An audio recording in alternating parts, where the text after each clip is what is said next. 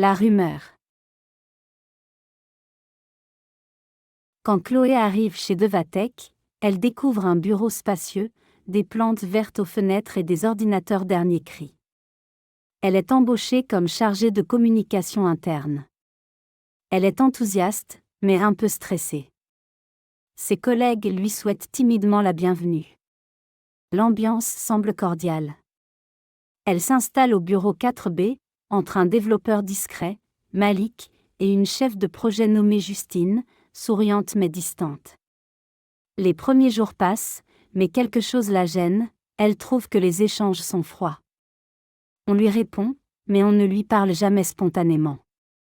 Au déjeuner, on oublie de l'inviter. Au bout de 2 semaines, personne ne sait vraiment ce qu'elle fait, ni pourquoi elle est là. Plusieurs personnes oublient son nom, d'autres l'ignorent complètement. Elle fait pourtant de son mieux, elle propose un nouveau format d'infolettre, partage des idées, travaille tard. Un matin, dans la salle d'impression, elle surprend 2 collègues du service technique qui discutent. Tu crois qu'elle sait ? Bien sûr que non. Elle ne se doute de rien. En tout cas, je pense qu'elle ne sera plus là dans un mois. Ils arrêtent de parler quand ils la voient. Elle se fige. Les 2 hommes s'éloignent rapidement sans lui adresser la parole. Le doute s'installe. Chloé commence à avoir mal au ventre en allant au travail. Elle n'ose pas en parler. Elle se remet en question, se demande si elle a dit ou fait quelque chose de mal. Mais elle ne trouve rien. Puis un vendredi soir, Justine, sa voisine de bureau, oublie de verrouiller son ordinateur. Chloé dépose un document sur le bureau de Justine et voit que l'écran est encore allumé. Un message Teams est ouvert. Elle ne veut pas lire. Mais les mots s'imposent à ses yeux, elle fait semblant d'être gentille, mais elle a bousillé l'équipe de sa boîte précédente. Tu te souviens ce qu'on m'a dit chez Connexa ? Elle retourne toujours les gens les uns contre les autres. Chloé recule. Le message a été envoyé par Laurent, un manager d'une autre équipe. Un homme qu'elle connaît à peine, avec qui elle a parlé 2 fois. Elle comprend. Quelqu'un répand des rumeurs sur elle, discrètement. Et tout le monde y croit. Le week-end est dur. Elle hésite à démissionner.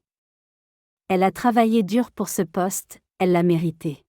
Mais à quoi bon rester si elle est jugée par tout le monde, alors qu'elle n'a rien fait de mal ? Le lundi matin, elle demande un rendez-vous avec le directeur des ressources humaines, José Perlot. Elle montre le message qu'elle a pris en photo, explique les remarques entendues, les regards, l'isolement.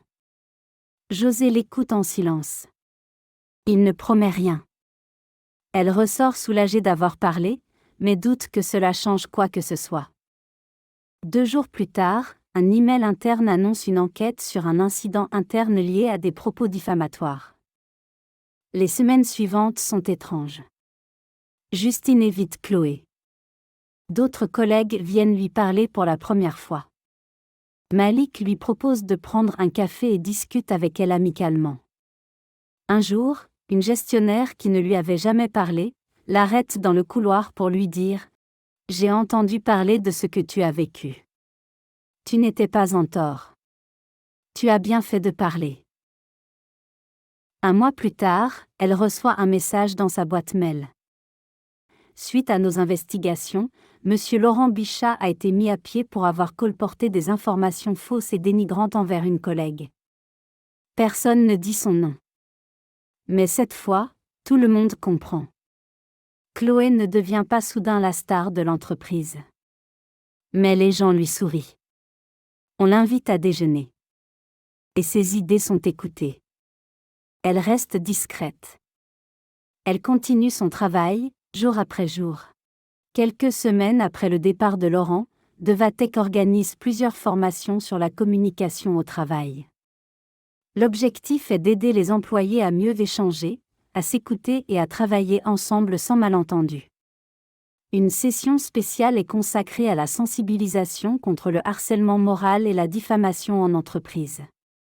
Des affiches sont placées dans tous les bureaux pour rappeler que de telles pratiques ne sont pas tolérées. Les gestionnaires sont invités à participer à des ateliers sur la gestion des conflits et à mettre en place des espaces de discussion ouverts et bienveillants au sein des équipes. Chloé sait qu'il lui faudra encore un peu de temps pour qu'on l'accepte vraiment, mais elle sent que l'ambiance dans l'entreprise s'améliore. Elle est optimiste pour l'avenir.